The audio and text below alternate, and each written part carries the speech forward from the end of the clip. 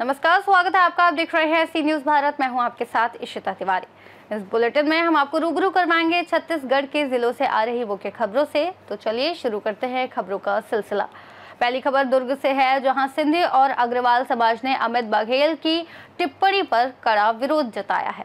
साथ ही बात होगी मुंगेली की, जहां उप मुख्यमंत्री अरुण साव ने विभिन्न कार्यों का लोकार्पण किया है। ऐसी ही तमाम खबरों पर विस्तार से करेंगे चर्चा। भिलाई के न्यू घुड़सीपार स्टेडियम परिसर के बाहर दोबारा खोली गई शराब दुकान का विरोध तेज हो गया है। वार्ड 47 के पार्षद भूपेंद्र यादव ने दुकान खोलने का विरोध किया। पुलिस ने आबकारी विभाग की शिकायत पर उन्हें गिरफ्तार कर दुर्ग जेल भेजा। भिलाई नगर निगम की सामान्य सभा में पार्षद की गिरफ्तारी पर नाराजगी फैल गई है। महापौर नीरज पाल और कांग्रेस पदाधिकारी दुर्ग कलेक्टर व एसएसपी से रिहाई की मांग करने पहुंचे। मौके पर भारी पुलिस बल और आबकारी टीम तैनात रही। काफी विरोध के बाद जी पुरानी जगह में विरोध थी, इसलिए नई जगह में शिफ्ट हुआ है। काफी विरोध हुआ है, तो आज प्रदर्शन करने आए थे, वो कहाँ गए? आज का प्रदर्शन वैसे बहुत नहीं था, जो आज से बहुत ज़्यादा प्रदर्शन नहीं था। अभी तो किनके द्वारा उद्घाटन किया गया आज? लगातार विरोध करने के बावजूद आप लोग उसको लेकर नहीं, वहाँ पे पुरानी जगह में विरोध था, पुरानी जगह में विरोध था। उसके बाद फिर नई जगह गए थे, वहाँ भी विरोध था। इस कारण से गाइडलाइन खेल मैदान स्कूल के आसपास शराब दुकानें होनी चाहिए। यहाँ की स्कूल देखो, स्कूल जो सामान्य प्रयुक्त नियम है उसके तहत आपत्ति रहित स्थल है ये। यहाँ पर भी लगातार विरोध हो रहा था, कई दिनों से खेल मैदान है, खास खेल में एक कोने में है, इधर बसाहट भी नहीं है। ये स्टेडियम के एक कोने में है, स्टेडियम की पूर्व दक्षिण दिशा में एक कोने में है, और इधर बसाहट भी नहीं है, और आबादी से भी दूर है। गिरफ्तार करने की जानकारी मिली है, कुछ ऐसा है क्या? पार्षद का जो विरोध कर रहा था इसका शासकीय कार्य में बाधा करने कारण से। सर, कंडिका नंबर 14 में तो लिखा हुआ है कि गांजा और शराब या ऐसे कोई भी दुकान जिससे कचरा हो, परेशानी हो, उस तरह के स्टेडियम में जितने भी दुकान है उस पर आवंटन नहीं किया जाएगा। कंडिका कंडिका मतलब किसी कंडिका में इस दुकान को लेकर कंडिका मतलब था। यहाँ के जो रहवासी हैं उनके पास वो कागज है, वो इस तरह का उनके मतलब उनका नगर निगम के हमारे एक्साइज एक्ट में तो ऐसा नहीं है कि एक्साइज एक्ट में। ठीक है सर, अपना नाम बताएं। प्रक्रिया में, क्योंकि सामान्य सभा 7 तारीख को हुई थी, 7 तारीख को वो बैठक स्थगित हो गई थी, उसके मिनट कभी जारी नहीं हुए थे, और इस बीच में अचानक जो एक्साइज विभाग के द्वारा जो कार्रवाई हुई, जो भी कार्रवाई हुई होगी, उसको लेकर आज उस वार्ड के पार्षद ने कुछ विरोध किया होगा, जिसको पुलिस द्वारा गिरफ्तार किया गया था। उसको इस संबंध में हम लोग आज कलेक्टर साहब से मिलने के लिए सभी पार्षद यहाँ आए थे। हम लोगों ने कलेक्टर महोदय से और एसपी साहब से निवेदन किया है कि प्रक्रिया पूरी होने तक आप कम से कम उसको अरेस्ट ना करें, जिससे कलेक्टर महोदय ने सहमति दे दी है। स्थगित कर दी गई आपको? सामान्य सभा आज स्थगित की गई है, क्योंकि सभी पार्षदों का मत था कि हमारे एक साथी पार्षद को पुलिस गिरफ्तार करके ले गई है, जो इस बात को लेकर वो सदन में कोई चर्चा कर रहा था, उसको लेकर था। तो हम लोग आज निवेदन करने आए थे कलेक्टर महोदय। भिलाई से सी न्यूज संवाददाता धर्मेंद्र गुप्ता की रिपोर्ट। खबर दुर्ग से है, जहां छत्तीसगढ़ क्रांति सेना के प्रमुख अमित बघेल द्वारा की गई विवादित और अपमानजनक टिप्पणियों के विरोध में सिंधी और अग्रवाल समाज के लोग एकजुट होकर सड़कों पर उतर आए हैं। दोनों समाज के सदस्यों ने मंगलवार को कलेक्ट्रेट पहुंचकर कलेक्टर और पुलिस अधीक्षक को संयुक्त ज्ञापन सौंपा और बघेल के खिलाफ राष्ट्रीय सुरक्षा कानून लगाने की मांग की है। इस विरोध प्रदर्शन को बजरंग दल का भी समर्थन मिला है। ये विवाद तब गहराया जब अमित बघेल ने छत्तीसगढ़ महतारी की मूर्ति तोड़े जाने की घटना पर प्रतिक्रिया देते हुए सार्वजनिक रूप से महाराजा अग्रसेन पर अपमानजनक टिप्पणी कर दी। इसके साथ ही उन्होंने सिंधी समाज को पाकिस्तानी सिंधी कहकर संबोधित किया। अमित बघेल की इस आपत्तिजनक टिप्पणी के खिलाफ केवल दुर्ग ही नहीं बल्कि रायपुर, रायगढ़, सरगुजा समेत छत्तीसगढ़ के अन्य जिलों में भी अग्रवाल समाज के लोगों ने विरोध प्रदर्शन किया है और उनके खिलाफ प्राथमिकी दर्ज करने की मांग की है। आयो लाल कयो झूलेलाल, अग्रसेन भगवान की। आज बड़ी 2 दिन पहले दुखद घटना हुई हमारे छत्तीसगढ़ में। कोई अमित बघेल द्वारा हमारे इष्ट देव झूलेलाल भगवान और हमारे अग्रसेन भगवान के बारे में गलत टिप्पणियां की है। ये वातावरण हमेशा पहले भी इन्होंने किया है। आपसी भाईचारा जो हमारे छत्तीसगढ़ में पूरे धर्मों का, हम सभी धर्मों को मानने वाले हैं, पूरे छत्तीसगढ़ में भाईचारा बनाने वाले, व्यापार करने वाले हैं, सुख शांति चाहते हैं। लेकिन अमित बघेल द्वारा पहले भी ये टिप्पणी की गई है और अभी भी अभद्र भाषा में ये प्रयोग किया गया है। अभी छत्तीसगढ़ में राज्योत्सव का मेला लगने वाला है। हमारे देश के प्रधानमंत्री आने वाले हैं। यहाँ पे माहौल बिगाड़ने के लिए कुछ जातीय भाषा, अनलीगल भाषा प्रयोग कर रहे हैं। यहाँ का माहौल खराब करने की चेष्टा कर रहे हैं अपनी राजनीतिक लाभ के लिए। ये बिल्कुल नहीं चलेगा। हम सब एक हैं।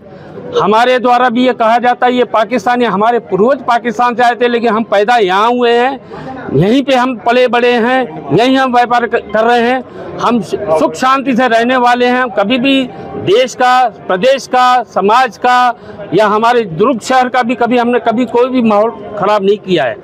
हम निवेदन करेंगे शासन प्रशासन से, ऐसे लोगों पर जो सामाजिक सौहार्द वातावरण बिगाड़ रहे हैं, ऐसे लोगों के ऊपर कड़ी से कार्रवाई की जाए। जैसे कभी भी जीवन में ऐसी अभद्र भाषा का उपयोग कोई भी न करे, इतना कहकर, और ऐसी धारा लगाई जाए जैसे उनके ऊपर रासुका लगाया जाए। पाकिस्तान तो 1947 के बाद बना ना, पहले तो हिंदुस्तानी था। छत्तीसगढ़ महतारी की, भगवान अग्रसेन की, भगवान झूलेलाल की। कलेक्टेड आए हैं, क्या कुछ कारण बताइए? पिछले दिनों रायपुर में छत्तीसगढ़ महतारी की मूर्ति किसी असामाजिक तत्व ने जो गिरा दी थी, तोड़ दी थी, उसके ऊपर आरोप लगाते हुए छत्तीसगढ़ क्रांति सेना के कोई प्रदेश अध्यक्ष अपने आप को बोलता है स्वयंभू अमित बघेल जी, उन्होंने भगवान श्री अग्रसेन जी महाराज को चोरा लबरा बोला है और झूलेलाल जी को बोला ये कौन मछली वाला भगवान है। हम उनको बता दें अग्रसेन जी महाराज राम के वंशज हैं और झूलेलाल जी महाराज एक बहुत बड़े संत व पूज्य भगवान हुए हैं।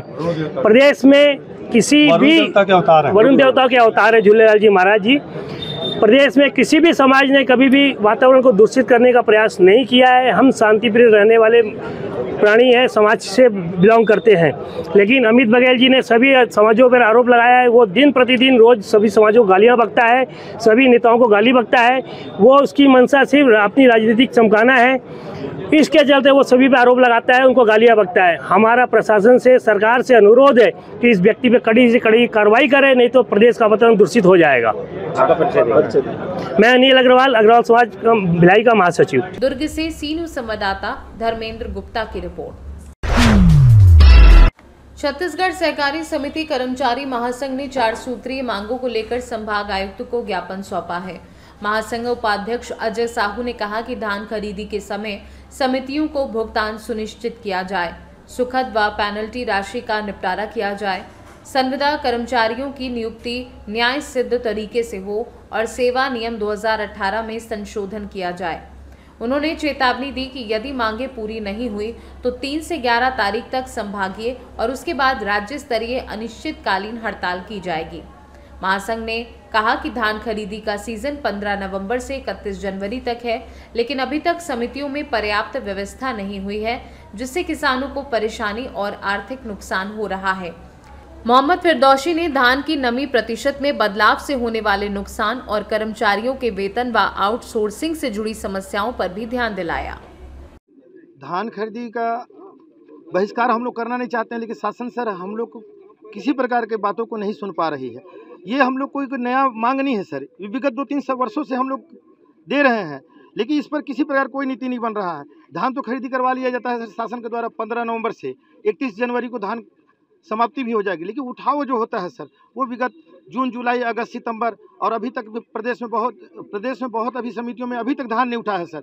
इस स्थिति में खुले मैदान में धान का क्या होगा सर, और उसका सारा जवाबदारी समिति के ऊपर मर दिया जाता है सर, उनके ऊपर FIR दर्ज किया जाता है, ये किया जाता है, या शासन को भरपाई करने के लिए सर कर्मचारियों से गलत कार्य कराया जाता है सर। तो हम लोग चाहते हैं इसमें एक नीति बने जिससे कि ये सुखद का जवाबदार कौन होगा सर। अगर ये हमको ईमानदारी पूर्वक हमको देंगे साहब तो सर देंगे, तो इससे किसी प्रकार के कर्मचारियों को परेशानी नहीं आएगा। समय पे नहीं उठाने से अगर मान के चलिए सर, अगर हमारे पास बहुत ज़्यादा समस्या है सर, कहीं कहीं सोसाइटियों में 2-2 हज़ार 3-3 हज़ार क्विंटल तक आते हैं सर, और न्यूनतम सर वो तो जितना अगर परसेंटेज रखा रहेगा धान उसमें, यदि हमारे पास मान लीजिए सर 1 लाख बोरा है तो विगत उसमें सर एक बोरे में 2-2 किलो 1.5 किलो 3-3 किलो आ जाता है। तो उसका औसत लगा लीजिए सर कि प्रत्येक समितियों में अगर धान होगा तो कितना औसत आ सकता है। तो ये है 3-3 किलो 2-2 किलो तक आता है। अगर उसको शासन हमसे भरवाएगा तो गलत बात है सर। विपणन संघ को देते हैं सर सुखद का 2% तक है सर, वो समिति को 1% भी नहीं मान करते हैं सर। और अभी ज्ञापन देने कहाँ पहुँचे? अभी सर हम लोग संभागायुक्त में आए हैं सर, यहाँ ज्ञापन देने के लिए। हाँ ज्ञापन दिए हैं, मैडम को दिए हैं सर तो नहीं थे, मैडम को दिए हैं। और हम चाहते हैं कि सर ये हमारा जो आवाज़ है शासन तक पहुँचाया जाए और हमारे बारे में उचित निर्णय लिया जाए। ज्ञापन रैली के माध्यम से संभाग कार्यालय आयुक्त कार्यालय आए हुए हैं और हम अपने 4 सूत्री मांगों को लेकर आए हुए हैं। क्या प्रमुख मांगे हैं? हम लोग की प्रमुख मांगे हैं, सबसे पहले तो धान की सुखद, धान सुखद समिति में धान की खरीदी होती है। हम 17% मास्टर से धान खरीदते हैं। उठाव विलम्ब होने से हमारा जो धान है वो 13% 14% हो जाता है और वो सुखद आ जाता है जो समिति को नहीं मिलता है। और समिति से धान नियमों को जब जाता है उठाव होकर तो उनको 1% 2% जो भी शासन दे रही है वो समिति को मिलना चाहिए। दूसरी मांग हमारा ये है कि जो हमारा कंप्यूटर ऑपरेटर है जो विगत कई वर्षों से शासन के टोटल योजनाओं का क्रियान्वयन कर रहे हैं, उन ऑपरेटरों को शासन के द्वारा पूरा साल भर का वेतन दिया जाता था, जिसको अभी 6 महीने का वेतन कर दिया गया है, लेकिन आउटसोर्सिंग के माध्यम से नियोजित करने की बात कही गई है, जो कि नियम के विरुद्ध है। और शासकीय जो कर्मचारी हमारे हैं, सहकारिता कर्मचारी, उनके रोजी रोटी पे शासन का वार हो गया है। ये हमारा दूसरा मांग है। तीसरा मांग यह है कि जो सेवा नियम 18 जो 2018 कांडे जो कमेटी के द्वारा बनाया गया है, उस सेवा नियम में कुछ संशोधन करके और जो एक वेतन जो लागू होना चाहिए वो समान काम समान वेतन वो होना चाहिए, वो लागू करना चाहिए शासन को। कोरिया से सी न्यूज़ संवाददाता मुश्ताक कुरैशी की रिपोर्ट। छत्तीसगढ़ शासन के उप मुख्यमंत्री एवं लोरमी विधायक अरुण साव ने लोरमी नगर पालिका परिषद स्थित मानस मंच में आयोजित कार्यक्रम में लगभग 120 करोड़ रुपए की लागत से विभिन्न निर्माण कार्यों का लोकार्पण एवं शिलान्यास किया, जिसमें 1.71 करोड़ से मानस मंच परिसर सौंदर्यीकरण, 45 लाख से CCTV कैमरा स्थापना और 88.65 करोड़ रुपए की लागत से शासकीय कॉलेज नोरमी से खामही तक 4 लेन सड़क निर्माण सहित अन्य कार्य शामिल हैं। इस अवसर पर डिप्टी सीएम अरुण साव ने कहा कि मेरा लोरमी अब बदल रहा है और अयोध्या में भगवान श्री राम के भव्य मंदिर निर्माण की तरह लोरमी के पवित्र मानस मंच का दिव्य रूप में निर्माण होना चाहिए। उन्होंने नगर पालिका अध्यक्ष सुजीत वर्मा और उनकी टीम को सुंदर सजावट के लिए धन्यवाद देते हुए कहा कि रामचरित मानस जीवन को दिशा देने वाला और सुख शांति समृद्धि का प्रतीक का ग्रंथ है। उन्होंने जनता के आशीर्वाद के लिए आभार व्यक्त करते हुए 2 से 10 नवंबर तक आयोजित चिन्मयानंद बापू की श्री राम कथा में सभी को आमंत्रित किया। 120 करोड़ रुपए के साथ सड़कों का लोकार्पण और भूमि पूजन हुआ है। ये सड़क केवल आवागमन का साधन नहीं, लोरमी की विकास की रेखा बनेगी और तेज गति से लोरमी का विकास होगा।